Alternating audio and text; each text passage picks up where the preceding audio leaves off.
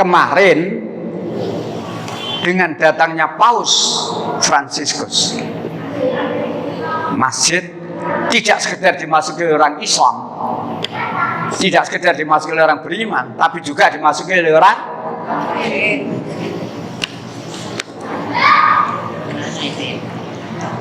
dalam acaranya dibacakan Al-Quran. Ada perhatikan Ibu? Iya, Pak. Dibacakan Al-Quran. Setelah dibacakan Al-Quran, dibacakan Injil dibaca.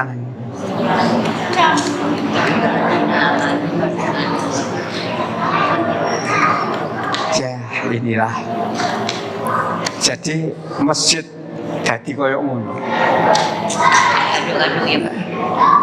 Ada lagi yang berita yang saya ketinggalan kemarin, beritanya baru dapat anak Nadim. Iya, Pak. Nadim. Selama ini kita tidak tahu Nadim itu Kristen, Katolik. Dulu memang pernah dia itu di muka gereja katedral, mukanya ditanya, kalau di sini Pak, iya mengantar istri saya. Tak kira bojone tok sing Katolik, dia enggak. Ternyata kemarin buka. Anaknya Nadim yang masih bayi itu di masjid tinggoni baptis. Gak karu-karuan. Dengan kedatangan Paus Fransiskus ke Indonesia.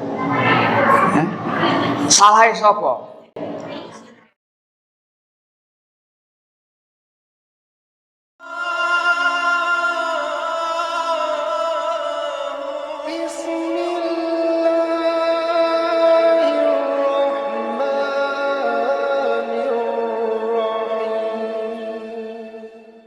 Assalamualaikum warahmatullahi wabarakatuh. Alhamdulillah. Walladzi anzala as-sakinata fi qulubil mu'minin liyazdadu imanan ma'a imanihim. Walillahi junudus samawati wal ardi wa kana Allahu aliman hakim. Asyhadu an la ilaha illallah wahdahu la syarika lahu wa asyhadu anna Muhammadan abduhu wa rasuluh. Allahumma shalli ala Muhammad wa ala ali Muhammad. Qala Allah ta'ala fil Qur'anil Karim, a'udzu billahi minasy syaithanir rajim. Ya ayyuhalladzina amanu ittaqullaha wa qulu qawlan sadida. Sadaqallahu. Ibu-ibu serta bapak sekalian yang saya hormati, yang senantiasa dimuliakan Allah. Alhamdulillah, segala puji hanya milik Allah yang senantiasa memberikan limpahan rahmat kepada kita, sehingga kita sampai saat ini masih dalam keadaan beragama Islam, dalam keadaan beriman, dan diberikan kenikmatan-kenikmatan yang lain yang tidak terhitung jumlahnya. Mudah-mudahan kita bisa mensyukuri, memanfaatkan segala yang diberikan oleh Allah kepada kita untuk menggapai kebahagiaan dunia dan lebih-lebih kebahagiaan di akhirat kelak. Salawat dan salam semoga tetap tercurahkan pada junjungan kita Rasulullah Nabi Muhammad SAW dan seluruh pengikut-pengikutnya hingga akhir zaman nanti. Baiklah, kita awali kajian kita pada pagi hari ini dengan ucap basmalah. Bismillahirrahmanirrahim. Ibu-ibu serta bapak sekalian yang saya hormati, yang dirahmati Allah, orang Islam itu jarang yang hafal nama-nama bulan miliknya sendiri. Jarang yang hafal. Nek wong Jawa ditakoni bulan Jawa mesti hafal, mergo wong Jawa hafal. Nek wong Jawa gak hafal bulan Jawa, nemen jenenge. Gak Jawa jenenge. Surah Safar Maulud Ba'da Maulud hafal Jawa. Wong Indonesia nek ditakoni kalender internasional hafal. Januari Februari. Baik. Sekarang ini bulan nopo? Ada 3 jawaban, semuanya benar. Ada 3 jawaban, semuanya benar. Dijawab saiki bulan Mulut, bener. Lho hanya mulut niki, mulane nang dindi mulutan plok-plok. Dijawab September, bener. Memang sekarang juga bulan September. Tapi kita orang Islam, ayo kita tekankan dengan menjawab bulan menurut kalender Hijriah. Bulan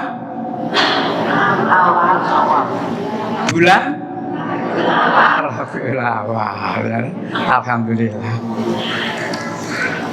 Nek cara Jawa mari mulut bakdo mulut. Wah gampang ae.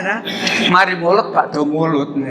Jadi mari mulut nek munggah ya irung, nek mudhun janggut. Bakdo mulut. Rabiul Awal terus Rabiul Akhir atau disebut Rabiul Tsani. Baik, Ibu Bapak yang saya hormati, dirahmati Allah. Ada apa di bulan September ini? Nah, ini saja beda-bedaan. Ada apa di bulan September ini? G30 SPKI. Dulu G30 SPKI, yang akan datang bukan G30 SPKI, G22 Jokowi. Kalau dulu G30S PKI, insya Allah tanggal 22 nanti G22S Jokowi. Nah, kita perlu tahu luar. Kita tahu dalamnya masjid ngaji, tapi kita perlu tahu luar. Nah, bulan September atau saya ambil Rabiul Awal. Memang umumnya kalau umat Islam menjawab di bulan Rabiul Awal ini ada peristiwa penting, kelahiran Rasulullah Muhammad SAW. Ya, itu memang yang harus kita ingat. Tapi ada di bulan Rabiul Awal atau September ini kedatangan Paus. Nah, seperti yang tema saya tulis itu ya. Nah, kedatangan Paus. Ingat saya tulis dalam tema ya. Nah, ada apa dengan kedatangan Paus? Banyak orang tidak tahu. Banyak orang tidak tahu. Paus itu siapa sih? Tidak tahu.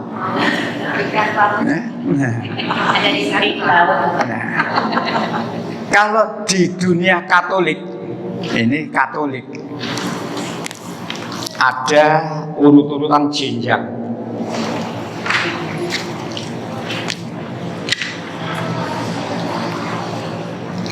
Dari atas, Paus, Kardinal,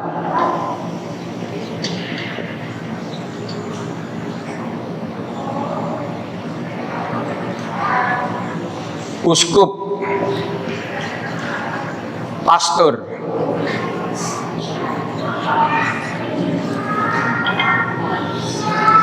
inilah dunia Katolik. Paus. Paus itu bahkan dianggap, diyakini sebagai orang suci oleh umat Katolik. Paus ini ya, termasuk juga ya,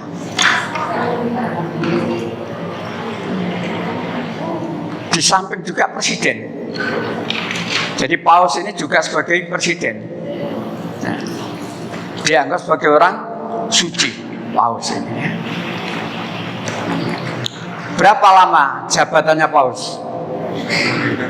Nah, seumur hidup. Tidak ada periodisasi 5 tahun dan tidak ada. Kapan Paus itu diganti? Ini mati. Atau dia mengundurkan diri. Selama dia tidak mengundurkan diri dari jabatan itu, dan selama dia masih hidup, tetap dia menjadi seorang Paus, wakil Tuhan di bumi. Itu kepercayaan, itu keyakinan ya. Jadi Paus itu dianggap sebagai orang suci dan juga sebagai wakil Tuhan di bumi. Sehingga apa kata Paus? Seluruh orang Katolik tunduk patuh, gak wani bantah. Di bawah Paus, kardinal, ibaratnya presiden punya menteri.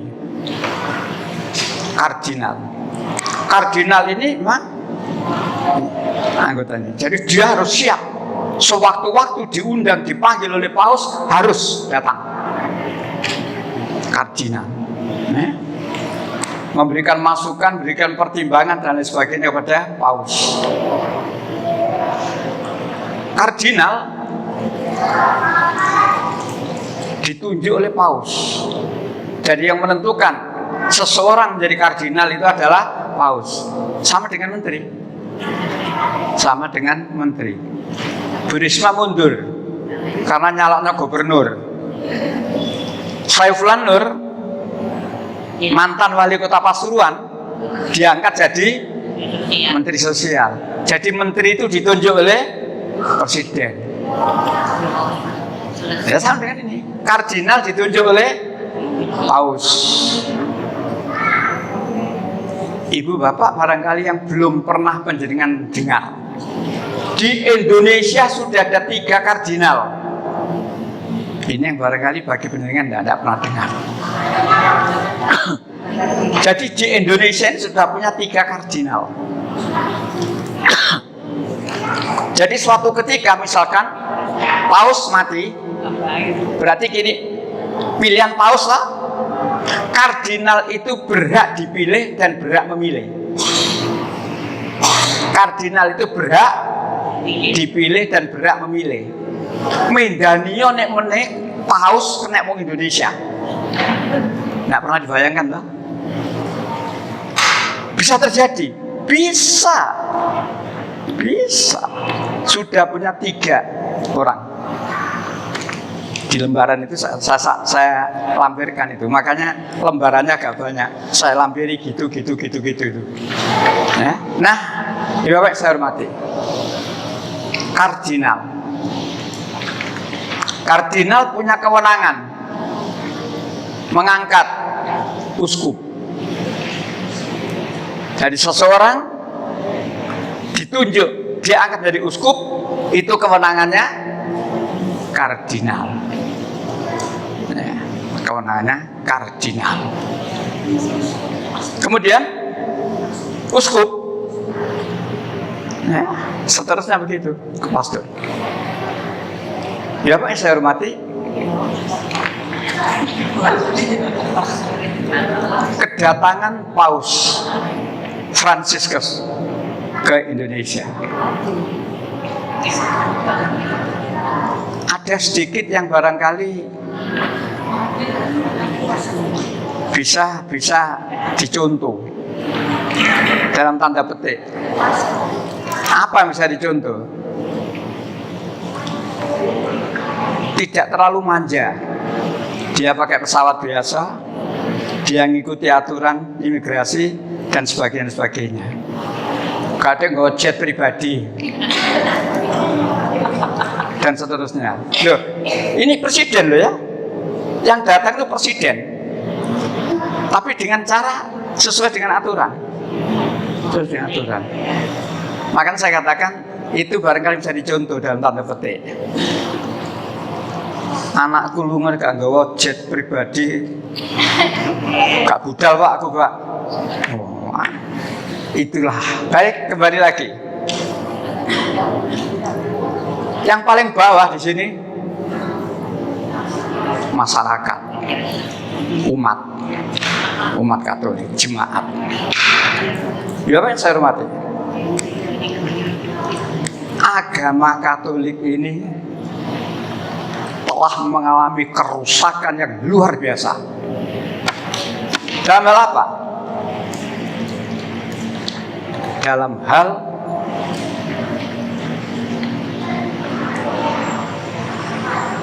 apa? Termasuk juga pelecehan seksual dan sebagainya. Jadi dalam hal perzinahan rusaknya agama Katolik sampai hari ini dan sudah tersebar sedunia. Rusaknya agama Katolik sampai hari ini adalah karena perzinahan. Siapa yang berzina? Menurut penjaringan siapa yang berzina? Yombo Pak, gak roh Pak. Tapi dengan fotokopi itu penjaringan nanti pulang bisa baca lagi. Sopo yang berzina? Nah, jadi fotokopi yang saya bagikan itu saya tunjukkan sumbernya. Nah, ada sumbernya, saya fotokopi dari mana, tanggal berapa, ada sumbernya. Nah, yang berzina ya dari tingkatan itu menjadi masalah. Mengapa pastor berzina? Mengapa uskup berzina? Mengapa kardinal berzina? Dan barangkali pertanyaan mengapa paus misalkan berzina umpamanya? Penyebabnya cuma satu. Apa kira-kira menurut penjaringan? Mengapa mereka berzina? Tidak boleh nikah. Nah, ajaran agamanya tidak sesuai dengan fitrah manusia. Ajaran agamanya tidak sesuai dengan fitrah manusia. Manusia itu punya nafsu, syahwat. Manusia punya nafsu, punya syahwat. Dan nafsu itu harus disalurkan. Cara penyalurannya qabil tu nikah. Kan begitu. Nah, tapi karena ini dibendung, dilarang, tidak dibolehkan. Nah, akhirnya gak terima nyalah ngobat mabit ini. Ngobat mabit. Siapa yang menjadi sasaran? Biarawati. Gak terima biarawati. Anak-anak pun jadi sasaran pelecehan seksual. Saya baru gunting kemarin berita internasional. Ini baru kemarin. Pelecehan seksual. Jadi mengapa mereka sampai berbuat zina? Karena punya nafsu syahwat tapi dilarang disalurkan secara benar. Inilah penyebabnya. Ingat saya tempo hari pernah saya sampaikan, cuma saya tidak bawa Alkitab. Di dalam ayat Injil Yohanes pasal 8 ayat 1 sampai 10. Seorang perempuan tertangkap basah dalam berbuat zina. Seorang perempuan tertangkap basah berbuat zina. Lalu oleh beberapa orang laki-laki, perempuan yang tertangkap basah berbuat zina ini dibawa ke Yesus. Cara saiki digawa nang balai desa. Nah gitu ya. Tertangkap basah dibawa ke balai desa. Maka setelah nyampe dan ketemu Yesus dikatakan, Robi, orang ini tertangkap basah berbuat zina. Menurut hukum Musa, orang seperti ini harus dilempari batu sampai mati. Jadi itulah pertanyaan orang-orang yang menangkap tadi, yang mengantar lalu menaikkan Yesus. Gimana menurut guru? Yesus tidak menjawab dengan kalimat. Yesus jingkluk, nulis. Tidak diterangkan di Injil, nulis apa diterangkan. Karena Yesus tidak jawab-jawab, orang-orang tanya lagi, Robi, gimana? Nah, lalu Yesus berkata, di antara kalian yang merasa tidak berdosa. Jadi orang laki-laki yang ngantar tadi itu, yang nangkap tadi itu, di antara kalian yang tidak berdosa, silakan mulai melempari batu. Yesus nulis lagi. Ketika Yesus nulis di dulu tadi, orang laki-laki yang menangkap tadi pulang satu persatu sampai habis. Tinggal 2 orang. Siapa dan siapa? Perempuan yang tertangkap basah zina tadi sama siapa? Sama Yesus. Begitu Yesus bangkit, Yesus tanya pada perempuan tadi, di mana orang-orang tadi? Sudah tidak ada semua, Robi. Tidak ada yang melempari kamu? Tidak ada, Robi. Lalu Yesus menjawab, aku pun tidak menghukum kamu. Artinya apa? Zina bebas, tidak dihukum. Yohanes pasal 8. Yohanes pasal 8. Baik, itu ayat Alkitab. Itu ayat Alkitab. Kembali sekarang, mengapa terjadi perzinahan? Andai kata ajarannya sama seperti Islam dalam hal rumah tangga, perkawinan, insya Allah terkendali. Lah wong di Islam diperintahkan zina si akeh wong. Islam bukan dianggap bersih dari perzinahan loh ya. Kalau di Islam ada orang berzina, sing salah wonge. Ingat ya, kalau di dalam agama Islam ada orang berzina, sing salah sapa? Orangnya. Kalau di dunia Katolik ada orang berzina, sing salah sapa? Ajaran agamanya. Beda loh ya. Baik. Islam ajarannya sesuai fitrah. Ambil contoh saja tentang pernikahan. Yang sering kita dengar kalau kita mendengarkan ceramah tentang pernikahan atau walimah atau khutbah nikah, dikatakan nikah itu adalah sunnah Rasul. Ya nggak salah, tapi ada yang lebih prinsip. Pernikahan atau nikah itu tidak sekedar sunnah Rasul. Nikah itu perintahnya Allah. 24:32 24:32 ya.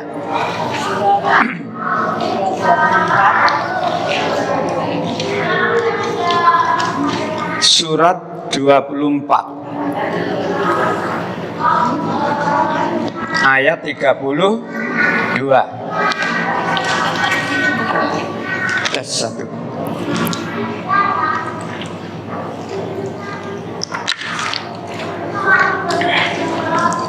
Apa baterainya?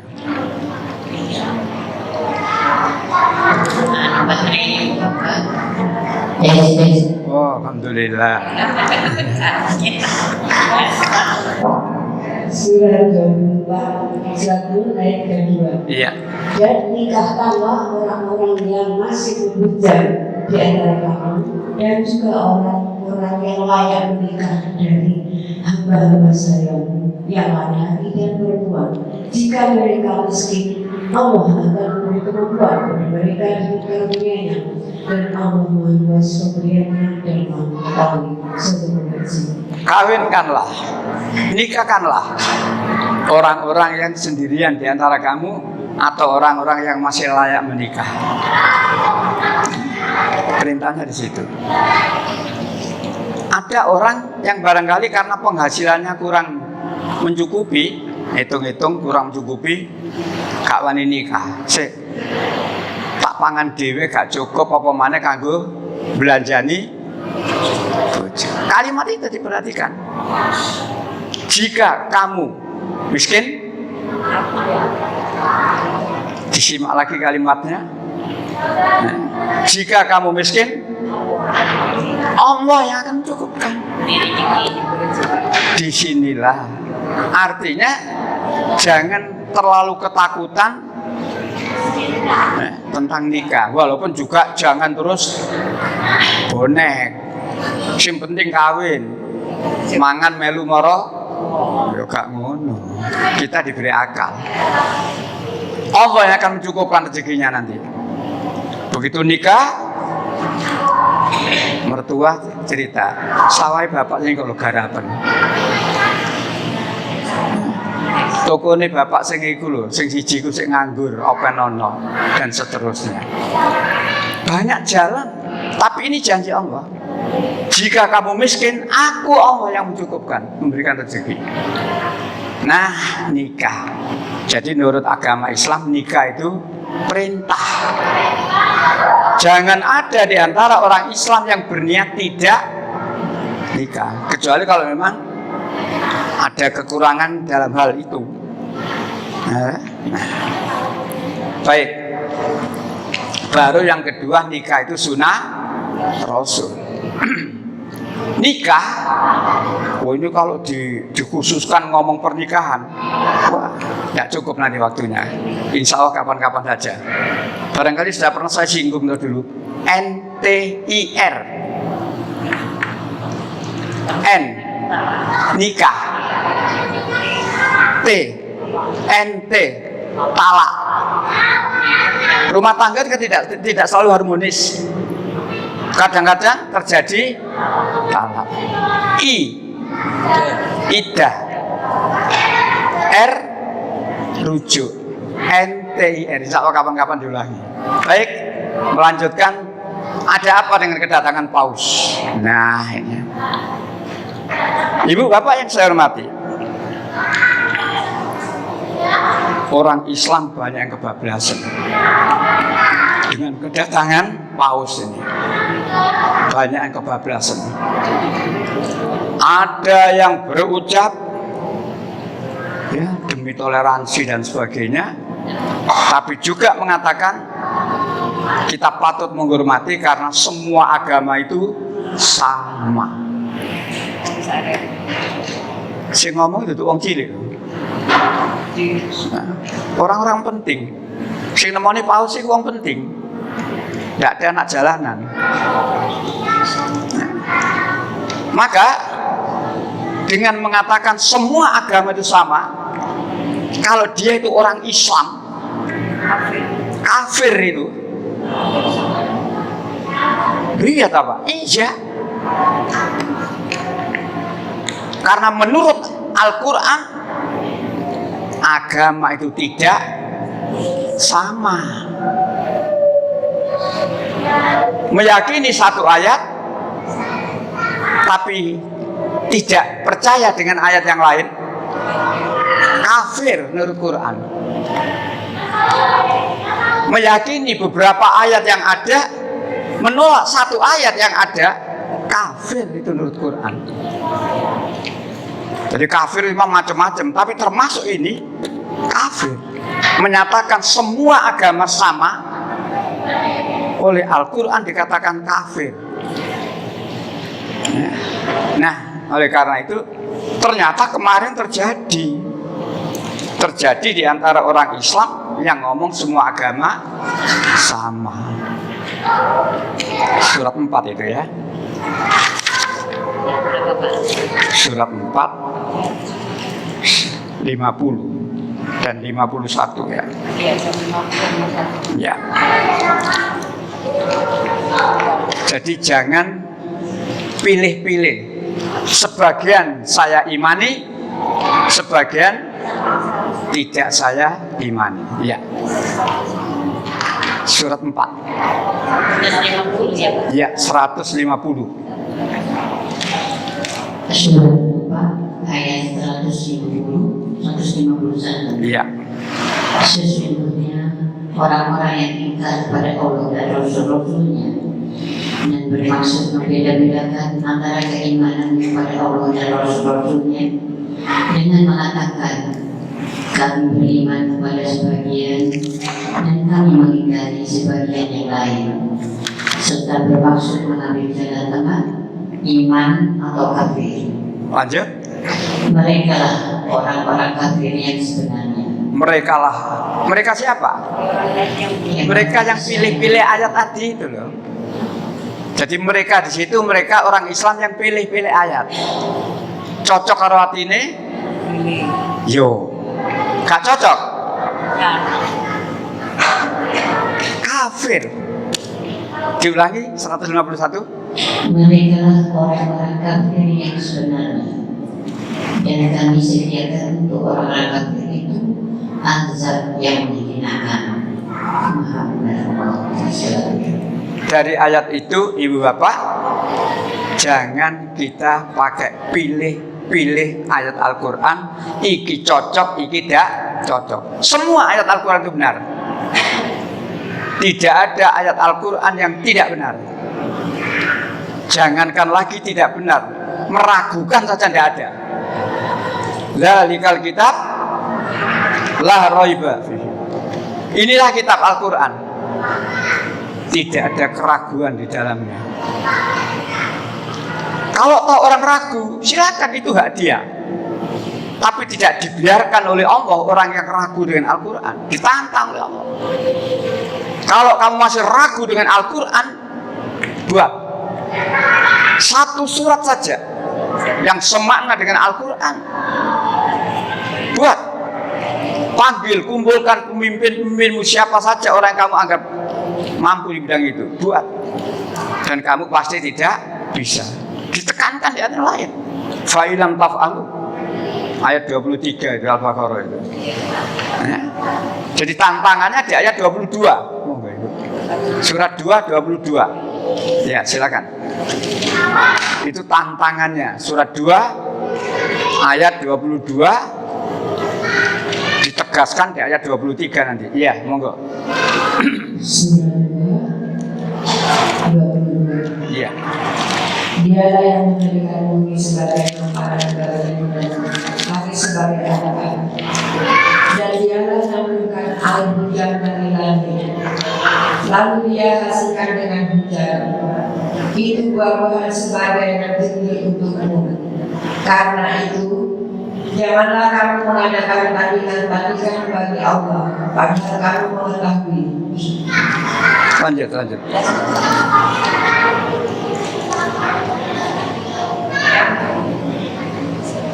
Dan jika kamu melakukan Al-Quran yang kami turunkan kepada hamba kami Muhammad, maka buatlah satu surat semisal dengannya dan agaklah penolong-penolong selain Allah jika kamu orang-orang yang benar.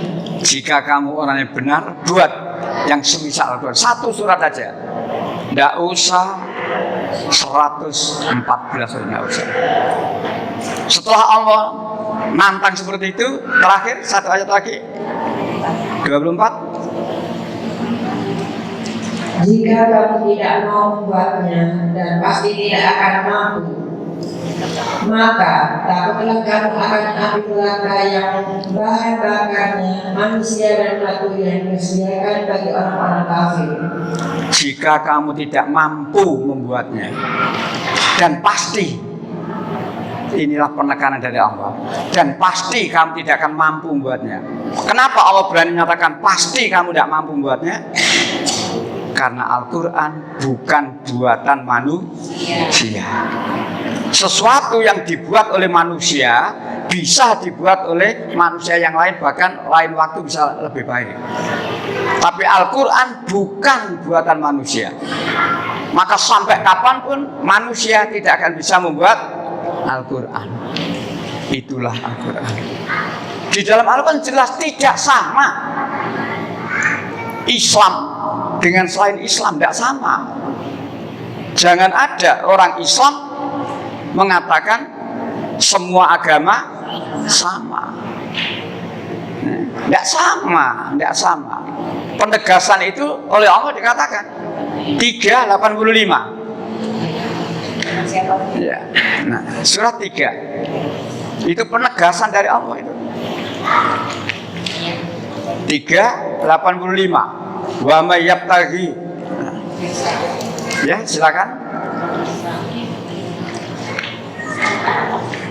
Surat Al-Imran ayat 80. Dan barang siapa mencari agama selain Islam dia tidak akan diterima, dan di akhirat dia termasuk orang yang merugi. Barang siapa yang masih mencari agama selain Islam. Jadi Allah tidak mengatakan Kristen, Katolik, Hindu, Buddha, Konghucu, enggak. Tapi praktis, singkat sekali kalimat ini. Barang siapa yang masih mencari agama selain Islam, fala yuqbala minhu. Dari sekian banyak agama yang ada, andai kata disebut satu persatu, Allah menyatakan 3:19, Inna dina indahumul Islam. Sesungguhnya agama yang diridhai oleh Allah hanyalah Islam. Sampai Allah juga berpesan, wala tamutuna illa wa antum muslimun. Dan jangan kamu mati kecuali tetap dalam keadaan ini loh Bu, Bapak. Sejelas itu ayat-ayat Al-Quran yang membuat kita ini bangga, bersyukur ketika saya menjadi orang Islam, bersyukur. Maka orang yang mengatakan semua agama sama itu jelas otaknya sudah otak setan, terpengaruh oleh gemerlapannya dunia. Pekewo dengan orang yang dipandang lebih, aku nek ngomong Islam paling bener kok di sini ini arek iku, dan seterusnya. Wedi. Nah, itulah kedatangan Paus Fransiskus. Menurut Al-Quran, orang musyrik itu najis. Menurut Al-Quran, orang musyrik itu mengakui dia adalah kafir. Nah, jadi menurut Al-Quran ini. Yang 17 dulu, ya. 17 dulu, ya, nanti yang 28. 9-17. Supaya kita tahu Istiqlal dijak-jak wong kafir. Yo, hubungannya. Silakan 9-17. 9 ayat 17. Iya. Tidakkah pantas orang musyrik memakmurkan masjid Allah, padahal mereka mengakui bahwa mereka sendiri kafir. Mereka mengakui padahal mereka sendiri kafir. Mereka siapa itu? Kalimat pertama. Tidak selayaknya orang musyrik. Musyrik itu apa? Mensekutukan Allah. Tidak selayaknya, tidak patut, tidak benar orang musyrik itu masuk masjid, padahal dia sendiri mengakui dia itu kafir. Kurang apa sih Quran ini? Jadi ada larangan. Paus itu musyrik karena dia percaya akan adanya Tuhan selain Allah. Bahkan ono rodok kayak Fir'aun. Fir'aun kan mengaku Tuhan, Paus kan juga, tapi kemusyrikannya ini tidak layak. Masih ada kalimat berikutnya Bu, lanjut. Iya, ada kisahnya itu. Dan mereka kekal di dalam belum sebelum itu. Masih kalimat ini, atas tolong diulangi. Tidak pantas orang-orang musyrik memakmurkan masjid Allah. Iya. Mereka mengakui bahwa mereka sendiri kafir. Iya. Mereka itu sia-sia amalnya dan mereka kekal di dalam neraka. Nah, itu larangan masjid dimasuki oleh orang yang musyrik. Paling tidak orang tanya, loh, iki wong musyrik kok mlebu masjidnya apa? Itu kalau orang itu tidak tahu ayat ini, menimbulkan tanda tanya. Ikulah wong gereja lah apa ini? Ikulah wong Buddha lah apa ini? Tapi kalau ngerti ayat ini, tidak tanya begitu. Suratnya tetap ayat 28.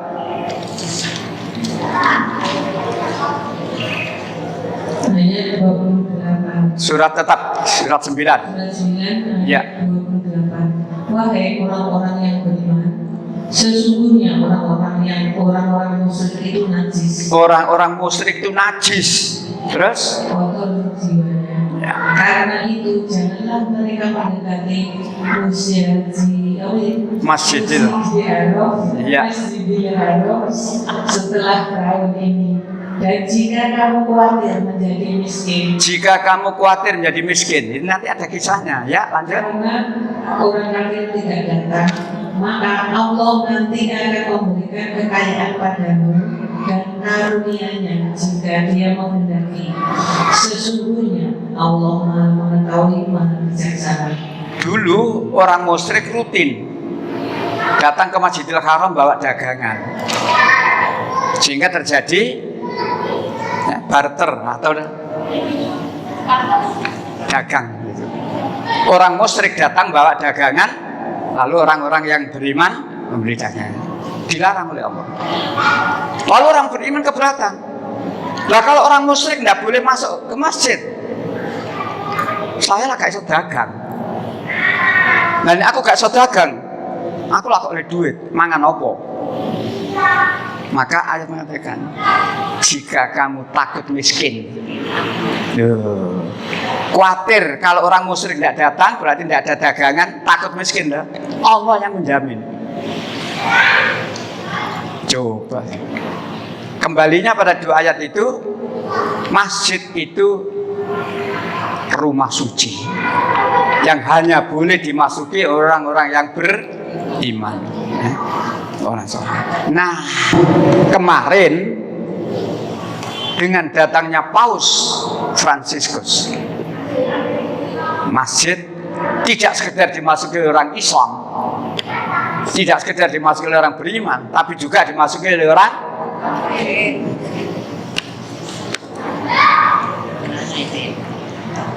dalam acaranya dibacakan Al-Quran. Ada perhatikan Ibu? Iya Pak.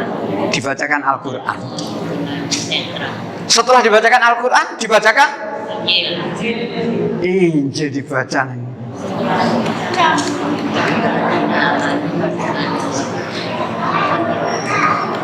Ya inilah. Jadi masjid jadi koyo ngono. Aduh ya Pak. Ada lagi yang berita yang saya ketinggalan kemarin, beritanya baru dapat berapa itu? Anak Nadim. Iya Pak. Nadim. Selama ini kita tidak tahu Nadim itu Kristen, Katolik. Dulu memang pernah dia itu di muka gereja katedral, mukanya itu ditanya, kondisi ini Pak, iya mengantar istri saya. Tak kira bojone tok sing Katolik, dia enggak. Ternyata kemarin buka. Anaknya Nadim yang masih bayi itu di masjid tinggoni baptis. Gak karu-karuan. Dengan kedatangan Paus Fransiskus ke Indonesia. Salahnya sapa? Salahnya disosor bebek. Salahnya awak dewek. Kok oleh? Kok dipersilahkan? Gak wani Pak, aku nolak Pak. Gak wani karo sapa? Karo Pak Mul. Sopo Pak Mul iku?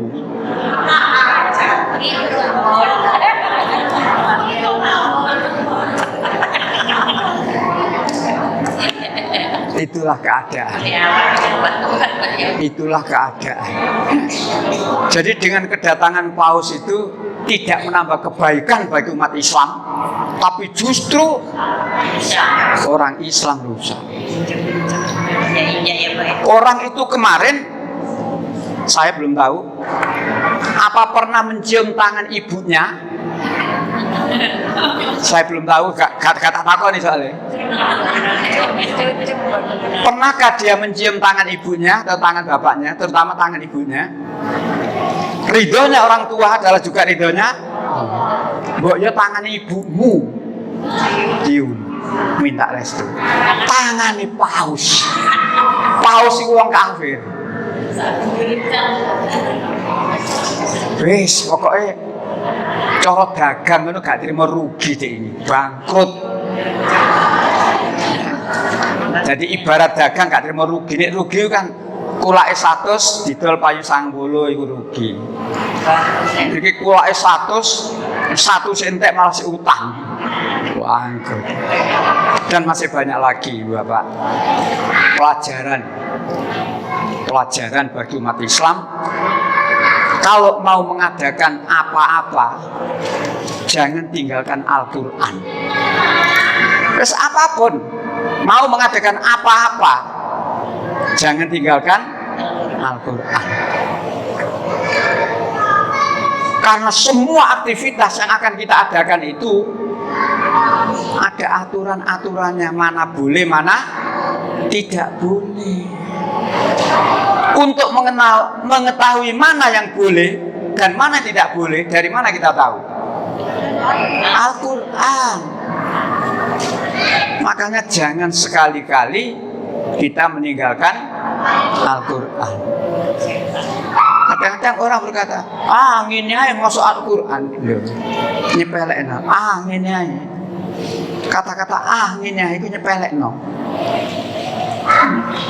Jadi karena itu, ayo kembali kita pada Al-Quran. Sing temenanan Al-Quran.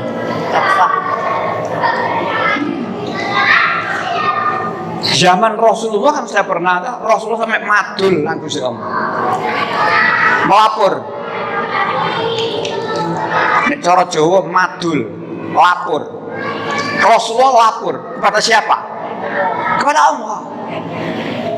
25, 30. Jadi Rasulullah sampai madul kepada Allah. 25, 30.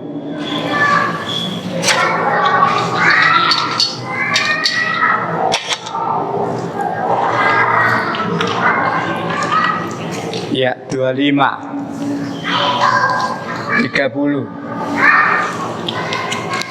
Wa qala Rasul. Bismillahirrahmanirrahim. Surat 25 ayat 30. Dan Rasul Muhammad berkata, ya Tuhanku, sesungguhnya kaumku telah menjadikan Al-Quran ini diabaikan. Sesungguhnya kaumku. Yang ngomong tadi siapa? Rasul. Rasul berkata. Yang ngomong Rasul. Sesungguhnya kaumku. Berarti kaumnya siapa? Kaumnya Nabi Muhammad. Dulu kaumnya Nabi Muhammad itu sono sing ngono. Padahal Muhammad sik urip iki. Apalagi saiki ndak ada Nabi Muhammad, tambah nemen. Ya Tuhanku, sesungguhnya kaumku telah menjadikan Al-Quran ini sesuatu yang diabaikan, gak direken. Sing direken itu keputusan MK. Ini cocok karo udele. Keputusan MK pertama cocok. Mergo Gibran maju. Keputusan MK kedua gak cocok karo udele. Mergo Kaisang bener. berarti sing diperhatikan niku MK wae. Quran. Ya Tuhanku, sesungguhnya kaumku telah menjadikan Al-Quran ini sesuatu yang diabaikan. Padahal ibu bapak mengabaikan Al-Quran, mau Al-Quran berpaling dari Al-Quran. 46, 36, 43, 36, 43, 36.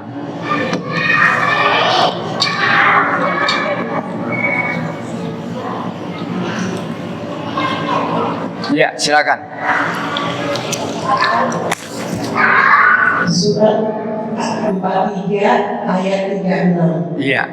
Dan barang siapa berpaling dari pengajaran Allah yang Maha Pengasih, Al-Quran, kami biarkan setan menyesatkannya dan menjadi teman karibnya. Barang siapa yang berpaling dari Al-Quran, berpaling, melengos, emoh, karena emoh Al-Quran, maka dia pasti ditemani setan. Dedek menungso tapi ute setan. Maksudnya begitu. Karena ute setan, pola pikirnya pola pikir setan. Lanjut 37. Maka setan-setan itu dan sungguh mereka setan-setan itu benar-benar menghalang-halangi mereka dari jalan yang benar, sedang mereka menyangka bahwa mereka mendapat petunjuk. Itulah petunjuknya siapa? Setan. Salah rumangsane bener. Mengapa dia disesatkan atau diberi petunjuk setan seperti itu? Karena dia berpaling dari Al-Quran. Untuk itu, ayo ibu bapak kembali pada Al-Quran.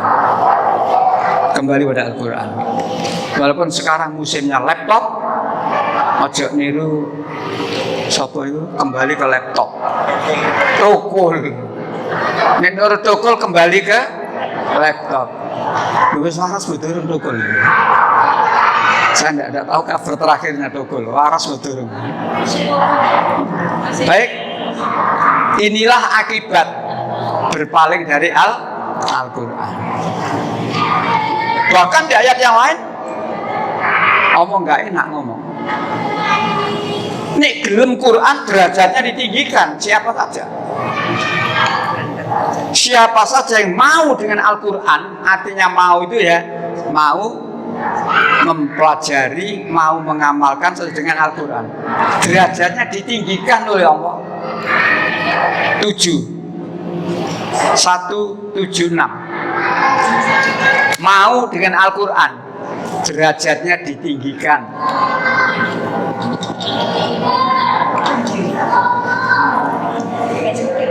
Iya.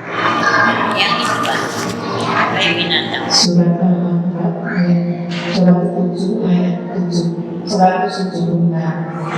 Dan sekiranya kami menghendaki, niscaya kami tinggikan derajatnya dengan ayat-ayat itu. Stop. Sekiranya kami menghendaki, kami tinggikan derajatnya dengan ayat-ayat itu. Artinya siapa yang mau dengan Al-Quran, derajatnya pasti ditinggikan. Mulia di dunia, mulia di akhirat. Lanjut. Tetapi kalimat berikut. Tetapi dia cenderung kepada dunia dan mengikuti keinginannya yang rendah, maka perumpamaannya seperti anjing. Jika kamu menghalaunya, dijulurkan lidahnya, dan jika kamu membiarkannya, ia julurkan lidahnya juga. Demikianlah perumpamaan orang-orang yang mendustakan ayat-ayat kami. Maka ceritakanlah kisah-kisah itu agar mereka berpikir. Tidak enak. Allah mengatakan, ya, kama salil kalbi. Mereka seperti anjing. Menurut ayat itu, Allah menerangkan, anjing itu kalau kamu halau, melet. Artinya lidahnya dikeluarkan. Tapi kalau tidak kamu halau, dia melet umpamanya nasu. Tapi maksudnya bukan seperti itu. Itu arti letterlek tentang anjing. Artinya sebenarnya gimana? Anjing itu, orang seperti anjing itu, ya, berbuat masih salah, beling no, ya melet gak direken.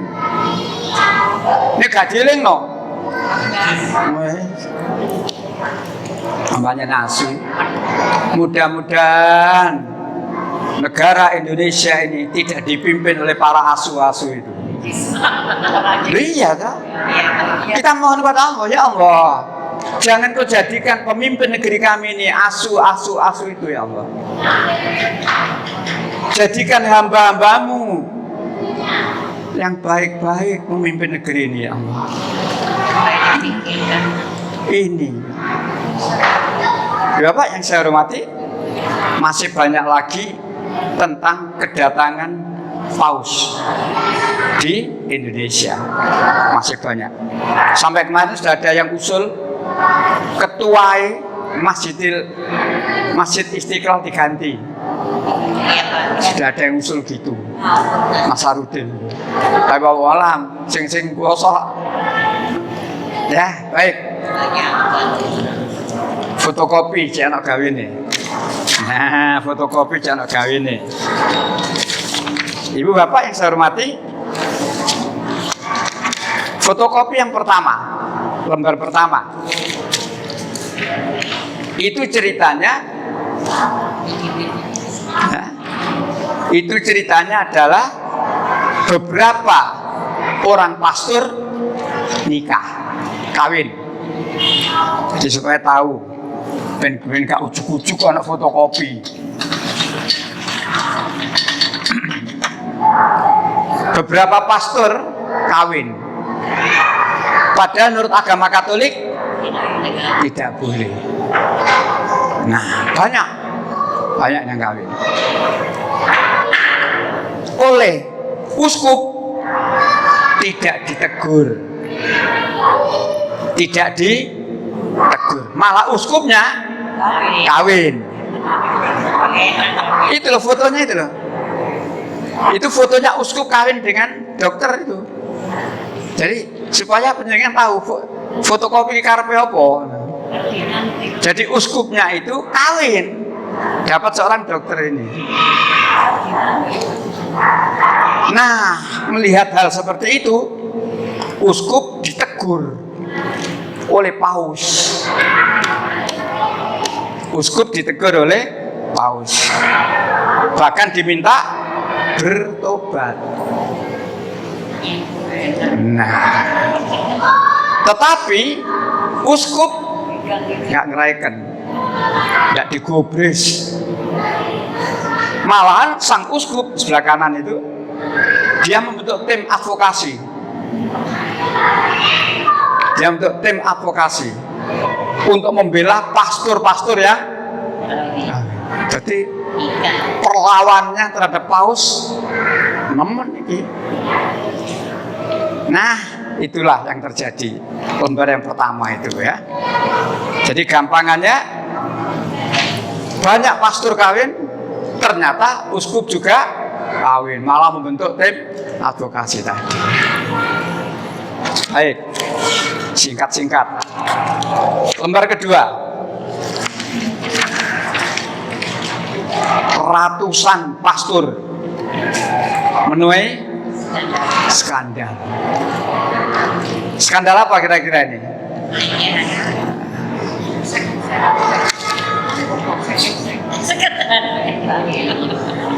Hampir 400 orang pastor dipecat hanya dalam waktu 2 tahun oleh Paus Emeritus Benedictus, Paus yang sebelumnya ini.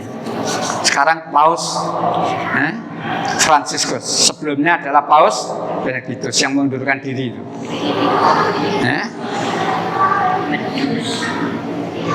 Mengapa Paus Benedictus mengundurkan diri? Terus diganti Paus yang sekarang. Di bawah itu yang ada coret pinggir 2, ada panah juga. Dalam khotbah pada hari Kamis, penerus Benedictus, yaitu Paus Franciscus, menyebut skandal pelecehan sebagai aib bagi gereja. Bulan Desember tahun lalu diumumkan bahwa Vatikan akan membentuk komite untuk memerangi kasus pelecehan anak di gereja. Terus ada tanda panah.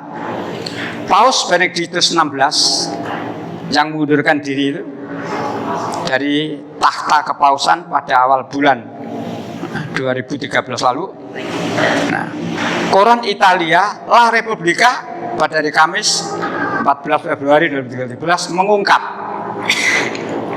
salah satu alasan pengunduran diri Benedictus 16 adalah karena diduga terkait kasus skandal seksual yang terjadi di gereja Katolik. Jadi kejadian ini justru di gereja Katolik, bukan di gereja ecek-ecek. Nah.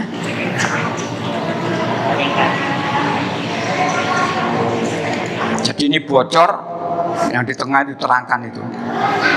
Pada Januari 2012 ketika serangkaian dokumen internal bocor ke media Italia. Terus yang ada tanda angkolade di tengah itu, salah satunya menyebutkan bahwa orang-orang Katolik tajir dengan mudah bisa berbicara empat mata dengan Paus Benedictus jika membayar sekitar 100. Jadi perempuan seorang diri bisa berbicara dengan Paus. Syaratnya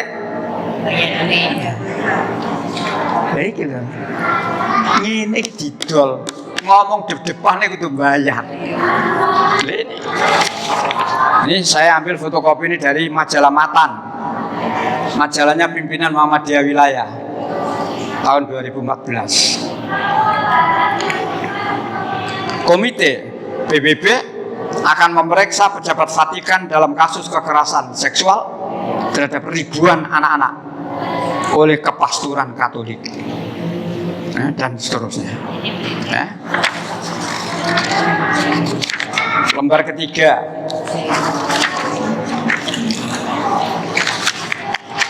Yang di bawah itu, yang tebel, mundur. Kardinal kontra selibat. Selibat itu apa? Mundur. Kardinal kontra selibat. Selibat itu apa? Bujang lapuk. Selibat itu tidak nikah seterusnya.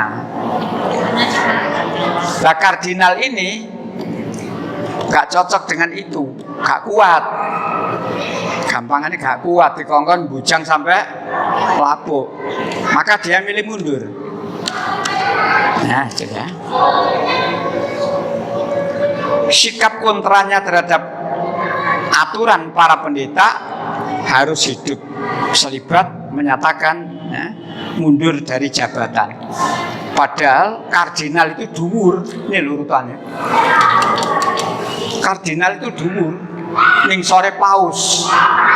Tapi dia rela mundur karena dia harus membujang sampai lapuk. Mundur. Yang sebelah kanan ada garis-garis itu. Namun yang paling menghebohkan adalah pendapatnya saat wawancara khusus dengan media resmi pemerintah Inggris, BBC. Brin mengatakan semestinya para pendeta diperbolehkan menikah. Jadi si ngomong ini kardinal.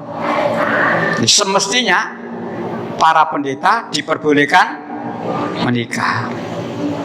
Zaman dahulu para pendeta menikah, dan tentu saja kita tahu sekarang dalam beberapa cabang gereja, dalam beberapa cabang gereja Katolik, para pendeta dapat menikah.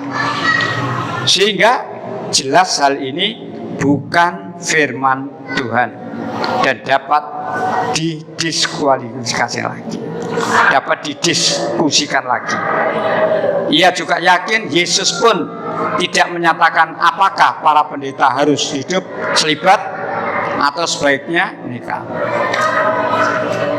Karena kasus itu, Ibu Bapak, jadi karena kasus boleh nikah dan tidak boleh nikah, atau Katolik masih berpegang tidak boleh nikah.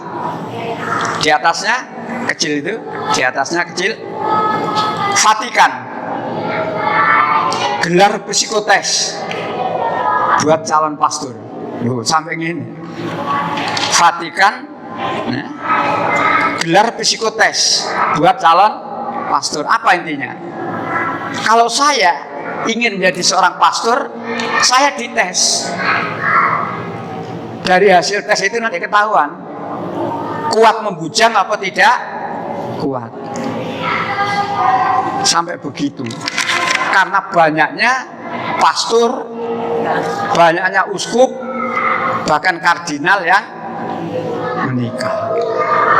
Jadi sampai diadakan psikotes. Menurut Quran jelas nikah itu perintah. Jadi nggak usah dites layak, enggak. Inilah lembaran yang perlu kita ketahui. Gereja Katolik beberapa tahun terakhir tercoreng oleh skandal seksual biarawan dan biarawati, termasuk skandal pastor yang berorientasi seksual, pedel ya, penyuka hubungan seks dengan anak kecil, khususnya di Amerika Serikat. Ibu Bapak yang saya hormati, masih terkait kedatangan Paus Fransiskus. Beliau mengatakan homoseksual itu bukan suatu kejahatan. Homoseksual itu bukan suatu kejahatan. Maka harus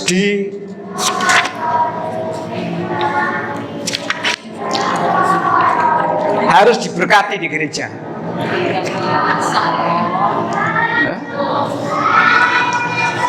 Jadi homoseksual bukan kejahatan dan bahkan harus diberkati di gereja. Tokoh Islam ngomong harus dihormati. Jadi LGBT harus Saya berpikir dalam angan-angan, kapan ya Gusti Allah memberlakukan seperti zaman Nabi Lut. Intinya cuma itu. Kapan Gusti Allah memberlakukan seperti zaman Nabi Lut. Ini kan persis zaman Nabi Lut. Laki-laki menyukai laki-laki, ditegur oleh Nabi Lut, malah Nabi Lut diusir, akan dibunuh. Allah tidak membiarkan kejahatan seperti itu. Maka akhirnya Allah bertindak. Tanah dibalik oleh Allah. Yang atas menjadi bawah, yang bawah atas. Tidak sulit bagi Allah untuk melakukan apa yang akan dilakukan bagi Allah, tidak sulit. Allah cukup berkata kun. Nek wis menungso nek kenemenen, gak nek diatur, Allah akan bertindak. Semakin banyak orang Islam Indonesia, lebih-lebih penguasa Islam, terus ngomong kayak ini mau, lebih cepat terjadi ada bang. Karena apa? Kerusakan itu ya, menimbulkan dampak yang paling besar itu adalah dilakukan oleh orang-orang hidup mewah. Nek sing ngomong wong cilik tidak banyak terdampak. Nek sing ngomong orang hidup mewah, wong gede-gede penguasa, itulah itu. Jadi seperti itu. Homoseksual dianggap bukan kejahatan dan harus diberkati di gereja, harus dihormati dan sebagainya. Padahal di Quran itu jelas kok ya. Yahudi, Nasrani itu jelas. Kelompok yang tidak suka dengan agama Islam, kelompok yang tidak suka dengan umat Islam. Ini ayat. Di satu ayat menyatakan walan tardo ankal Yahudu wala Nasoro. Orang-orang Yahudi dan orang Nasrani sekali-kali tidak akan senang pada kamu sampai kamu mengikuti Yahudi Nasrani. Bukan sekedar tidak senang. Di ayat yang lain dilanjutkan, wala yazaluna yuqatilunakum. Mereka tidak henti-hentinya memerangi kamu. sampai mereka sampai kamu murtad dari agamamu. Ya, intinya memerangi kita. Tidak diperangi dengan nuklir, enggak. Ya, diperangi dengan kedatangan itu. Ya. Dengan kedatangan itu umat Islam wis kocar-kacir. Orang-orang musyrik itu najis. Ya. Beda dengan kita kalau masuk masjidnya LDI. Karena dianggap najis dipel tak? Dipel. Sik mending iki. Nah, iki siji mana gak dipel iki. Tapi malah di ya Allah ya Rabbi. Ibu Bapak yang saya hormati, wis ta. Jadi dengan saya membawa tema itu memang beda-bedaan toh. Ada apa dengan Rabiul Awal? Beda-bedaan toh itu. Tapi jawabannya sak pirang-pirang. Tinggal kita kemarin ngikutin enggak berita-berita itu. Yang jelas dengan kedatangan Paus Benediktus itu tidak menambah manfaat bagi umat Islam. Justru merugikan. Bukan rugi materi piron, ya. Banyak kerugian. Umat Islam gak ada tukaran. Soal apa? Adzan. Satu mengatakan tidak apa-apa, itu kan cuma elektronik. Adzan yang tidak disiarkan secara langsung dulu, yang cuma dengan umat Islam dua pendapat. Satu mengatakan tidak apa-apa, tidak haram. Karena itu adzan secara elektronik. Yang satu mengatakan walaupun tidak haram, kita kehilangan syiar. Walaupun tidak haram, tapi kita kehilangan syiar. Geger wong Islam. Perkara adzan muni kalau gak muni. Tapi cek ya apa? Cek namanya kalah karo. Iya. Kita tuan rumah kan. Ada yang bantah. Termasuk bantahnya rasional. Di luar pidatonya itu. Debat di luar. Kenapa sih adzan harus dikeraskan? Panggilan. Sebenarnya umat Islam kan tahu waktunya tuh. Iya. Kenapa masih harus dipanggil-panggil? Begini perdebatan. Ternyata dijawab oleh lawan dialognya. Ya. Kamu pernah ke bandara naik pesawat? Kan sudah ada jam berapa harus? Tapi kan dipanggil juga toh. Jadi yang dipanggil itu adzan itu kan bukan untuk semua masyarakat yang merasa dirinya orang Islam dipanggil. Jadi yang tidak Islam jangan terganggu. Sama dengan di bandara dipanggil supaya boarding. Yang tidak penumpang jam itu ya tidak usah ikut. Harus ada hijau. Jadi orang itu mencari kelemahan itu. Nah, jadi banyak sekali masalah yang timbul. Ibu Bapak, kalau tadi di lembaran fotokopi, sekarang saya bawakan bukunya. Ingat saya pernah juga saya bawakan ke penjenengan. Menangkal propaganda misionaris. Judulnya buku ini. Menangkal propaganda misionaris. Yang ditulis oleh Dr. M. Al-Husaini Ismail. Ini buku resmi. Ini buku resmi. Kalau isinya nggak bener, ya harus dituntut. Tapi ini buku resmi. Penulisnya bertanggung jawab. Di antara isinya, gak enak isinya.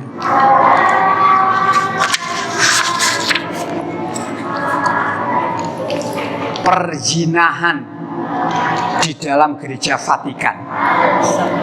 Coba ya. Perzinahan di dalam gereja Vatikan.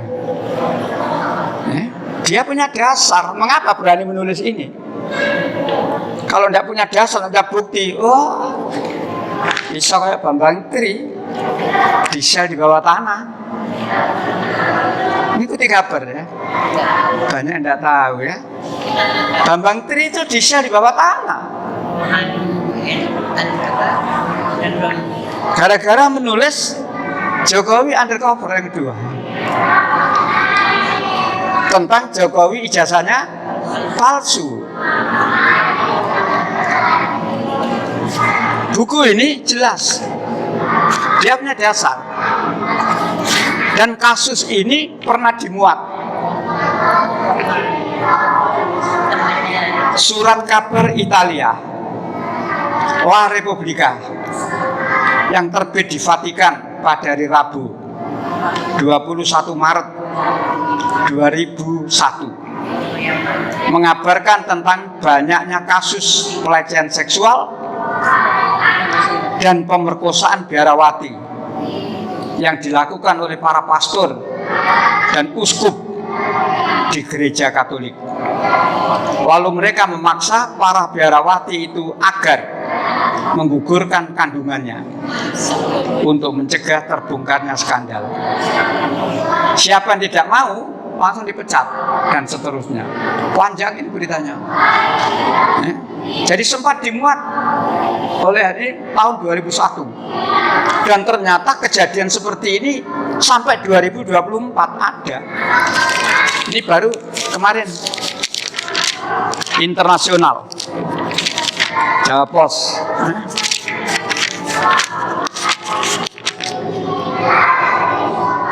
Pastor buron, pelarian Apollo Kolboli akhirnya terhenti. Aparat keamanan Filipina menangkap pastor yang dicari Amerika Serikat atas kasus perdagangan seks anak.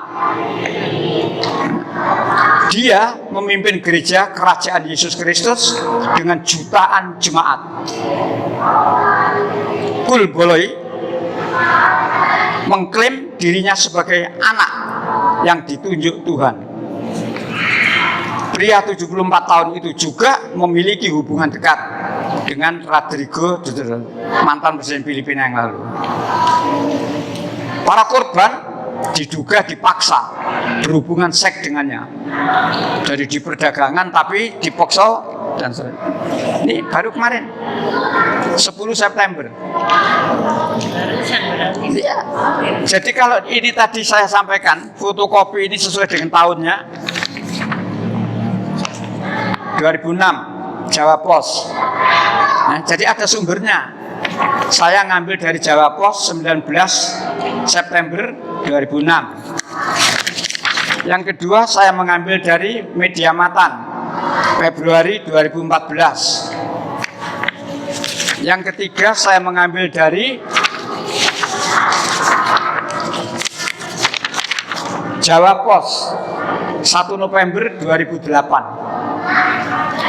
Jadi semuanya ini bisa dilihat. Karena kalau tidak saya tulis tanggalnya nanti bingung tanggal piro yo. Saya teliti, saya tulis. Masih ada satu lembar yang belum, lembar keempat yang terakhir. Nah ini Kardinal Pell divonis bersalah. Dia menjinai banyak orang, termasuk laki-laki dengan laki-laki, tapi gak ngaku, tetap ngeyel, gak ngaku. Padahal para korban ketika di pengadilan cerita, aku dikenekno, aku dikenekno, aku dikenekno. Kardinal. Jadi tidak sekedar pastor, tidak sekedar uskup, kardinal. Nah, yang sebelah kanan itu, nah ini yang kita punya 3 kardinal itu.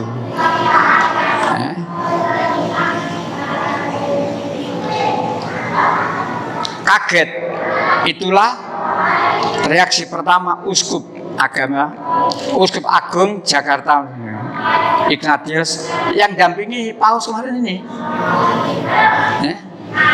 Kardinal Ignatius yang pakai anu hitam itu. sabuk yang agak panjang. Ini orangnya. Nah, di sini diterangkan sudah ada 3 kardinal. Ignatius Suharyo menjadi satu di antara 12 kardinal yang diumumkan langsung pemimpin tertinggi Katolik Paus itu.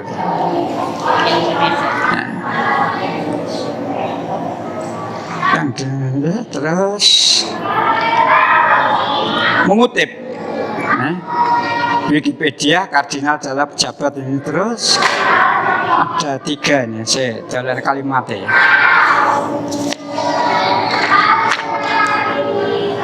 Jadi di sini yang saya kasih garis pinggir itu ya.